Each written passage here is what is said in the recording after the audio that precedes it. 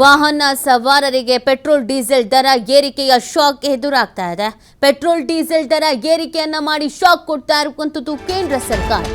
Litre ಪೆಟ್ರೋಲ್ನ ದರ 3 ರೂಪಾಯಿ, diesel 3 ರೂಪಾಯಿ ಏರಿಕೆ ಆಗಿದೆ. ಏಕ್ದಮ್ 3 ರೂಪಾಯಿಯನ್ನ ಜಾಸ್ತಿ ಮಾಡಲಾಗಿದೆ.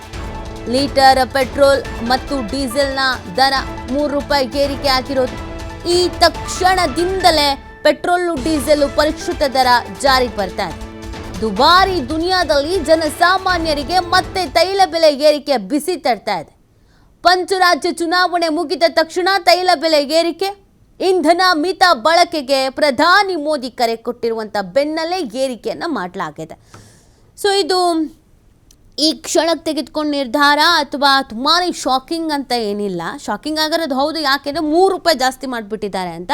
ಆದರೆ ಬೆಲೆ ಜಾಸ್ತಿ ಆಗುತ್ತೆ ಅನ್ನೋದೊಂದು ನಿರೀಕ್ಷೆನ ಜನ ಇಟ್ಕೊಂಡಿದ್ರು. ಕಾರಣ ಸಿಚುವೇಶನ್ ಹಾಗೆ ಇದೆ, ಎಲ್ಲದ್ರ ಬೆಲೆಯೂ ಕೂಡ ಜಾಸ್ತಿ ಆಗ್ತಾ ಇದೆ. ಮೊನ್ನೆ ಪ್ರಧಾನಿ ನರೇಂದ್ರ ಮೋದಿಯವರು ಒಂದಷ್ಟು ಸಲಹೆಗಳನ್ನು ಕೊಟ್ಟಿದ್ರು ದೇಶದ ಜನತೆಗೆ. ಮುಂದಿನ ಪರಿಸ್ಥಿತಿಗಳು ಸ್ವಲ್ಪ ಮಟ್ಟಿಗೆ ಕಷ್ಟ ಆಗಬಹುದು, ಸೊ ಹಾಗಾಗಿ ಅದನ್ನು ಎದುರಿಸೋಕೆ ತಯಾರಿಯಾಗಿ, ಆಮೇಲೆ ಈ ಪೆಟ್ರೋಲು ಡೀಸೆಲು ಇದನ್ನೆಲ್ಲ ಕಮ್ಮಿ ಬಳಕೆ ಮಾಡಿ, ಸಾರ್ವಜನಿಕ ವೆಹಿಕಲ್ಸ್ಗಳು ಏನಿದೆ ಅದನ್ನು ಬಳಕೆ ಮಾಡಿ, ಈ ಥರದ್ದೆಲ್ಲ ಸಲಹೆ ಕೊಟ್ಟಿದ್ರು. ಆಗಲೇ ಗೆಸ್ ಮಾಡಲಾಗಿತ್ತು. ಮತ್ತು ಯುದ್ಧದ ವಾತಾವರಣ ಇತ್ತಲ್ಲ ಸುಮಾರು 3-4 ತಿಂಗಳಿಂದಲೂ ಕೂಡ. ಆಗ ಇನ್ನು ಪೆಟ್ರೋಲ್ ಡೀಸೆಲ್ ರೇಟ್ ಜಾಸ್ತಿ ಆಗುತ್ತೆ ಅನ್ನೋದೊಂದು ನಿರೀಕ್ಷೆ ಇತ್ತು. ಮೊನ್ನೆ ವರದಿಯೂ ಕೂಡ ಬಂದಿತ್ತು, ಪೆಟ್ರೋಲ್ ಡೀಸೆಲ್ ದರ ಜಾಸ್ತಿ ಮಾಡಿಲ್ಲ, ಹಾಗಾಗಿ ಹೊರೆ ಆಗ್ತಾ ಇದೆ ಅಂತ. ನಿಮಗೆ ಪ್ರೈವೇಟ್ ಈ ಪೆಟ್ರೋಲ್ ಪಂಪ್ಗಳಲ್ಲೆಲ್ಲ ಜಾಸ್ತಿ ಆಗಿಬಿಟ್ಟಿತ್ತು. ಆದರೆ ಸರ್ಕಾರಿ ಸ್ವಾಮ್ಯದಲ್ಲಿ ಇರುವಂಥದ್ದು ಜಾಸ್ತಿ ಆಗಿರಲಿಲ್ಲ, ಏನಿತ್ತು ಹಾಗೇ ಇತ್ತು. ಹಾಗಾಗಿ ಜಾಸ್ತಿ ಆಗತ್ತೆ ಅನ್ನೋದೊಂದು ನಿರೀಕ್ಷೆ ಇತ್ತು, ಅದರಂತೆಯೇ ಜಾಸ್ತಿ ಆಗಿದೆ. 3 ರೂಪಾಯಿ ಜಾಸ್ತಿ ಮಾಡಿದ್ದಾರೆ. ಪೆಟ್ರೋಲ್ ಮತ್ತು ಡೀಸೆಲ್ನ ದರವನ್ನು 3 ರೂಪಾಯಿ ಜಾಸ್ತಿ ಮಾಡಿರೋದು ಸಹಜವಾಗಿ ಇದೊಂದು ಬೇಸರಕ್ಕೆ ಕಾರಣ, ಆಘಾತವೂ ಕೂಡ ಹೌದು. ಏಕ್ದಮ್ 3 ರೂಪಾಯಿ ಅಂತ ಜಾಸ್ತಿ ಮಾಡಿಬಿಟ್ರೆ ಹೇಗೆ?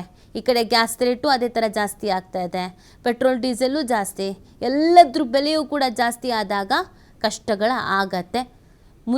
ಮುಂದೆ ಪರಿಸ್ಥಿತಿ ಇನ್ನಷ್ಟು ಬಿಗಡಾಯಿಸಬಹುದಾದ ಸಾಧ್ಯತೆಗಳಿದೆ ಅನ್ನುವಂಥ ಸುಳಿವನ್ನು ಕೊಟ್ಟಿದ್ದಾರೆ. ಅದಕ್ಕೇ ಈ ವರ್ಕ್ ಫ್ರಮ್ ಹೋಮ್, ಆಮೇಲೆ ಆನ್ಲೈನ್ ಕ್ಲಾಸಸ್ಗಳು ಇದನ್ನೆಲ್ಲ ಮಾಡಿ ಅಂತ ಸಲಹೆ ಕೊಟ್ಟಿರೋದು. ಅಂದರೆ ಸ್ವಲ್ಪ ವೆಹಿಕಲ್ಸ್ಗಳ ಬಳಕೆ ಎಲ್ಲ ಕಮ್ಮಿ ಆಗುತ್ತೆ ಅಲ್ವಾ, ಮನೇಲೇ ಇದ್ದಷ್ಟು ನಮಗೆ ಖರ್ಚು ಕಮ್ಮಿ ಆಗುತ್ತೆ ಅಂತ. ಅದಕ್ಕೇ IT BT ಕಂಪನಿಗಳಿಗೆ ವರ್ಕ್ ಫ್ರಮ್ ಹೋಮ್ ಕೊಡ್ಬೋದಾ, ಅವಕಾಶ